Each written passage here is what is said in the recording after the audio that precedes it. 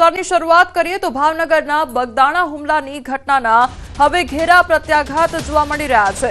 બગદાણાના PI ડાંગરની બદલી કરી દેવામાં આવી છે તો પીઆઈ ડાંગરની કરી દેવાઈ છે લીવ રિઝર્વમાં બદલી। ત્યારે હીરા સોલંકીએ પીઆઈની બદલીની રજૂઆત કરી હતી। હુમલાની ઘટના બાદ કોળી સમાજમાં ભારે રોષ વ્યાપ્યો હતો।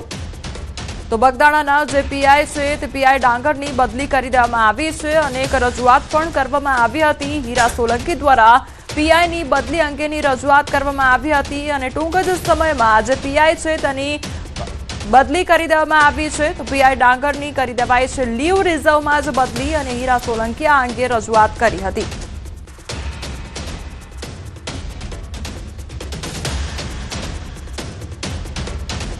તો બગદાણા હુમલાનો જે મામલો છે તેના ઘેરા પ્રત્યાઘાત જોવા મળી રહ્યા છે। જે કોળી સમાજ છે તેના દ્વારા વિરોધ કરવામાં આવ્યો હતો અને ત્યારબાદ જે પીઆઈ છે તેની બદલી અંગે રજૂઆત કરવામાં આવી હતી। સખત વિરોધ કોળી સમાજ દ્વારા કરવામાં આવ્યો હતો। જે હુમલાની આખી ઘટના સર્જાઈ ત્યારબાદથી જ આખો મામલો છે તે ઉગ્ર બન્યો હતો અને કોળી સમાજના જે લોકો છે તે એકત્રિત થઈ ગયા હતા। તેમના દ્વારા સખત વિરોધ કરવામાં આવ્યો હતો અને ત્યારબાદ બગદાણાના જે પીઆઈ છે તે પીઆઈની બદલી કરવા માટે રજૂઆત પણ કરવામાં આવી હતી।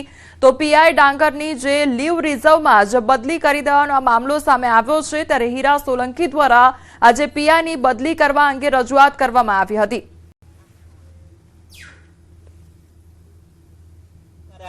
ન્યાય આપવામાં ભાઈને કીધું મેં કે ભાઈ સોમવારે તમારે મારા હારે આવવાનું છે એમ। સોમવારે તમને મારા હારે આવવાનું છે। અમે હોમ મિનિસ્ટર સાહેબ પાસે, સીએમ સાહેબ પાસે અને અહીંયાથી એક માંગણી હમણાં કરતો જાઉં છું। આપ સાંભળો, એમ કહેતો જાઉં છું કે અમે સોમવારે ન્યા પહોંચીએ ને એ પહેલા તો પીઆઈ ની બદલી થઈ જાય ને એવું કામ કરીએ। મારી રજૂઆત આ છે કેમ કે આખી દિશાએ કામ નથી થતું ને એના માટે વાત કરું છું। ભરૂચના જંબુસરમાં શ્વાનનો આતંક જોવા મળી રહ્યો છે। 12 બાળકો ઉપર હુમલો કરી દેવામાં આવે છે। 1.5 વર્ષીય બાળક હુસૈન પઠાણ પર શ્વાનનો શિકાર બન્યો હોય તે પ્રકારની આ ઘટના સામે આવી છે। જ્યારે જંબુસરના કસ્બા વિસ્તાર અને કુંભારવાડ વિસ્તારમાં શ્વાનનો આતંક જોવા મળ્યો છે। અનેક બાળકોને પગ તેમજ ગાલ ઉપર ગંભીર ઈજાઓ પણ પહોંચી છે। ઈજાગ્રસ્ત બાળકોને જંબુસર સબ ડિસ્ટ્રિક્ટ હોસ્પિટલ ખાતે સારવાર આપવામાં આવી છે। રખડતા શ્વાન તંત્ર દ્વારા પકડવામાં આવે તેવી માંગ પણ ઉઠી છે।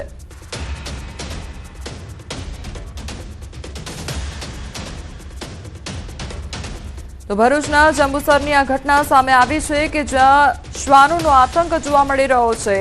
તો લગભગ 12 જેટલા જે બાળકો છે તેના પર શ્વાન દ્વારા હુમલો કરવામાં આવ્યો હતો।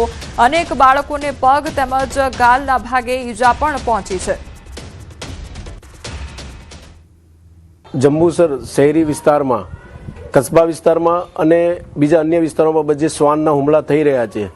સુપ્રીમ કોર્ટના કડક આદેશ મુજબ પણ હજુ તંત્ર ગુણ નિંદ્રામાં છે। આજે પણ જંબુસર શહેરી વિસ્તારમાં 10 થી 12 નાના ભૂલકાઓ, 10 થી 12 વર્ષના છોકરાઓને, વયના વૃદ્ધાઓને જે શ્વાને હુમલા કર્યા છે તે ઘટના બની છે। એ બાબતે અમે સરકારને અપીલ કરીએ છીએ કે તાત્કાલિક ધોરણે શ્વાનનું જે આતંક છે એને તાત્કાલિક ધોરણે પગલાં ભરવામાં આવે એવી અમારી વિનંતી છે। ખેડૂતોના માથે ફરી એકવાર માવઠાનું સંકટ તોળાયું છે। માવઠાને લઈને હવામાન વિભાગ દ્વારા આગાહી કરવામાં આવી છે। દક્ષિણ ગુજરાતમાં વરસશે માવઠું, ત્યારે ડાંગ, તાપી, દમણ સહિતમાં વરસાદ વરસી શકે છે। 24 કલાક વેસ્ટર્ન ડિસ્ટર્બન્સની અસર વર્તાશે તેવી આગાહી કરવામાં આવી છે। मेनली दक्षिण गुजरात की जो जिला है इसके लिए जैसा सूरत, नवसारी, वलसाड, डांग, दमन दादरा नगर हवेली के लिए है और तापी के लिए दिया गया है। और जो लघुत्तम तापमान है इसमें तापमान अभी 2 से 4 डिग्री सेंटीग्रेड टेम्परेचर फॉल होगी। તો શિયાળાની અસલી ઠંડી માટે હવે તૈયાર રહેજો। ત્યારે રાજ્યમાં આવતીકાલથી ઠંડીનું જોર વધશે। 2 થી 3 ડિગ્રી તાપમાનનો પારો ગગડશે। અમદાવાદમાં લઘુત્તમ તાપમાન 16 ડિગ્રી નોંધાયું છે। સૌથી ઓછું તાપમાન નલિયામાં નોંધાયું। નલિયામાં 12.1 ડિગ્રી જેટલું તાપમાન નોંધાયું છે। गुजरात की जो तटीय क्षेत्र है इसमें जो पवन का दिशा रहेगा उत्तर से उत्तर पूर्व दिशा और जो स्पीड रहेगा 15 से 20 नॉट। और लघुत्तम सबसे कम तापमान रिकॉर्ड हुआ है नलिया में, वो है 12.2 डिग्री सेंटीग्रेड, जो सामान्य से 2.7 डिग्री सेंटीग्रेड ऊपर है। अहमदाबाद में जो तापमान लघुत्तम तापमान दर्ज हुआ है वो 18.9 डिग्री सेंटीग्रेड, जो नॉर्मल सामान्य से 6.7 डिग्री सेंटीग्रेड ऊपर है। જગતના તાત પર ફરી એકવાર માવઠાનો ખતરો મંડરાઈ રહ્યો છે। નવા વર્ષમાં વરસાદ બની શકે છે વિલન, ત્યારે અંબાલાલ પટેલની માવઠાને લઈને આગાહી સામે આવી છે। ઉત્તર ગુજરાત, કચ્છ, સૌરાષ્ટ્રમાં વરસશે માવઠું, ત્યારે હળવો અને છૂટાછવાયા વરસાદની આગાહી કરવામાં આવી છે। વાદળછાયું વાતાવરણ રહેવાની શક્યતા સેવાઈ રહી છે। નવા વર્ષની શરૂઆતમાં આજના દિવસે કોઈ ભાગમાં હળવો વરસાદ કે છાંટા થવાની શક્યતા રહેશે। ઉત્તર ગુજરાતના ભાગો, કેટલાક કચ્છના કોઈ ભાગો અને સૌરાષ્ટ્રના છૂટાછવાયા ભાગોમાં ક્યાંક છાંટાછૂટી કે હળવો વરસાદ થઈ શકે। અને હવે તડકા વચ્ચે ગુજરાતના ઘણા ભાગોમાં વાદળ આવતા જણાય। મધ્ય ગુજરાતના ભાગોમાં પણ વાદળ આવતા જણાય।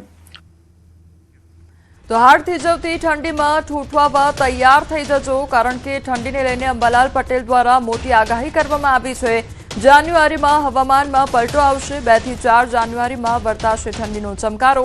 11 જાન્યુઆરીએ ઠંડા પવનો હાડ ધ્રુજાવશે। ઉત્તર ગુજરાત, મધ્ય ગુજરાતમાં વર્તાશે ઠંડી, તો નલિયામાં તાપમાન 10 ડિગ્રીથી નીચું જઈ શકે છે। જાન્યુઆરી માસમાં એક નબળો પશ્ચિમ વિક્ષોભ 4 તારીખ આસપાસ આવવાની શક્યતા રહેશે। દેશના ઉત્તરીય પર્વતીય પ્રદેશોમાં ફરી હળવો ટોચના ભાગમાં હળવી બરફવર્ષા થશે, જેની અસર પણ થવાની શક્યતા રહેશે। 11મી જાન્યુઆરીથી ઠંડા પવનો હાડ ધ્રુજાવે અને તારીખ 18 થી 21માં પણ એક પશ્ચિમ વિક્ષોભ આવતા તેની અસર પણ ગુજરાત ઉપર થઈ શકે। કચ્છના નલિયાના ભાગમાં પણ 10 ડિગ્રી સેલ્સિયસથી ઘણું નીચું જવાની શક્યતા રહેશે। ઉત્તર સૌરાષ્ટ્ર, રાજકોટ, સુરેન્દ્રનગર વગેરે ભાગોમાં પણ ઠંડા પવનો ફૂંકાશે। મોરબીના ભાગોમાં પણ ઠંડા પવનો ફૂંકાશે। જામનગર અને સૌરાષ્ટ્રના કેટલાક ભાગમાં પણ ઠંડા પવનો ફૂંકાશે। અને લગભગ જાન્યુઆરી માસમાં ગુજરાતના હવામાનમાં પલટો આવી શકે, વાદળવાયુ પણ આવવાની શક્યતા રહેશે। માવઠાના કારણે સૌરાષ્ટ્રના ખેડૂતોની હાલત કફોડી બની ગઈ છે। દ્વારકા જિલ્લામાં જીરું પકવતા ખેડૂતો હાલ મોટી મુસીબતમાં જોવા મળી રહ્યા છે। કમોસમી વરસાદના કારણે વ્યાપક પ્રમાણમાં નુકસાની વેઠવાનો વારો આવ્યો હતો, તો મોટાભાગના ખેતરમાં સુકારાનો રોગ આવતા ખેડૂતોને નુકસાની વેઠવી પડે તેવી સ્થિતિ ઊભી થઈ છે। જીરુના પાકને ઓછા પિયતની જરૂર હોય અને કમોસમી વરસાદ પડતા પાક પાણીમાં ગરકાવ થઈ જતા સુકાવા લાગ્યો છે, તો ખેડૂતોએ સરકાર પાસે સહાયની માંગ કરી રહ્યા છે। કાલે કમોસમી વરસાદ થયો છે, એને હિસાબે રવિ પાકની અંદર ચણા, ધાણા, જીરું, પછી ઘાસચારો એ બધામાં બહુ નુકસાન થયું છે। તો એને હિસાબે ખાસ કરીને તો ચણા અને ધાણા અને જીરામાં બહુ નુકસાન થયું છે। પછી રવિ સિઝનની અંદર જે જીરું, ધાણા, પછી ચણા અને અન્ય પશુનો ઘાસચારો આ બધું વાવેલું હતું, એ નિષ્ફળ ગયું। જેથી સરકારશ્રીને અમારી વિનંતી છે કે યોગ્ય સહાય કરી આપે। પાકનું ઉત્પાદન માટે કરેલું હતું વાવેતર, જે પણ નિષ્ફળ ગયેલ છે। અત્યારે ખેડૂતોની હાલત બહુ કફોડી થઈ ગયેલી છે, જેના કારણે ખેડૂતોને બહુ ભારે માર વેઠવાનો વારો આવેલો છે। તો સરકારશ્રીને અમારી એવી અપીલ છે કે કંઈ પણ એ જે વ્યાપક પ્રમાણમાં નુકસાન થયેલું છે, જેના બદલામાં તે અમને વળતર આપે। દેવભૂમિ દ્વારકા જિલ્લાના ખંભાળિયા તાલુકાના ગ્રામ્ય વિસ્તારમાં કમોસમી વરસાદના કારણે ક્યાંક ને ક્યાંક ખેડૂતોની ચિંતામાં ફરી એક વખત વધારો કર્યો છે। આપ દ્રશ્યો જોઈ શકો છો, ખંભાળિયા તાલુકાના ચુડેશ્વર, ગોંજ સહિતનો આ ગ્રામ્ય વિસ્તાર છે। ગ્રામ્ય વિસ્તારમાં ખાસ કરીને ખેડૂતોએ પશુ માટેનો ઘાસચારો પણ વાવેલો હતો। રવિ પાકનું મોટા પ્રમાણમાં વાવેતરમાં ઘાસચારાનું વાવેતર પણ કર્યું છે, ત્યારે આ ઘાસચારો તેજ પવન અને વરસાદના કારણે સંપૂર્ણ ઢળી ચૂક્યો છે। કમોસમી વરસાદના કારણે ખાસ કરીને જે ઘાસચારાનો પાક છે તે સંપૂર્ણ નષ્ટ થઈ ચૂક્યો છે। ખેડૂતો જણાવી રહ્યા છે કે ચોમાસાનો જે પાક હતો તે પાકમાં પણ જે કમોસમી વરસાદના કારણે વ્યાપક પ્રમાણમાં નુકસાન થયું હતું, ત્યારે ફરી શિયાળુ પાકનું વાવેતર કર્યું હતું, પરંતુ શિયાળુ પાકમાં પણ ખાસ કરીને જીરું છે, ધાણા છે, ઘઉં છે, આ તમામ પાક છે, આ પાકમાં મોટા પ્રમાણમાં નુકસાન થયું છે અને હાલ ખેડૂત સરકાર પાસે સહાયની માંગ કરી રહ્યા છે। મુકુંદ મોગરિયા, ન્યૂઝ 18 ગુજરાતી, દેવભૂમિ દ્વારકા। બનાસકાંઠામાં સતત 2 દિવસથી કમોસમી વરસાદ વરસતા ખેડૂતો માટે મોટી મુશ્કેલી ઊભી કરી છે. રાયડો, એરંડા, દિવેલા, તમાકુ સહિતના પાકમાં રોગ આવવાની શક્યતા છે, તો આંશિક ઠંડીના કારણે રાયડાના પાકમાં પણ નુકસાન જવાની ભીતિ સેવાઈ રહી છે. તો ફૂલ ખરી જતા રાયડાના ઉત્પાદન ઉપર પણ અસર જોવા મળશે. ખેતીમાં દવાનો છંટકાવ કરવા છતાં માવઠાના કારણે ખેતી બરબાદ થઈ જવાની ખેડૂતોને ભીતિ સેવાઈ રહી છે.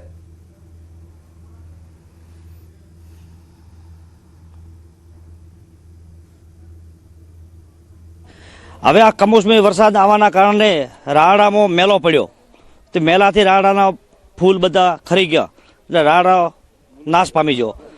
એરંડા તો એરંડા ઈયળ પડી, ઈયળના કારણે સાહેબ એરંડો બધું પોંદડું ખાઈ ગયો તો એરંડો વાત પતીજી. ગૌએ તો એમાં એવો મેલાનો રોગ લાગુ થઈ ગયો.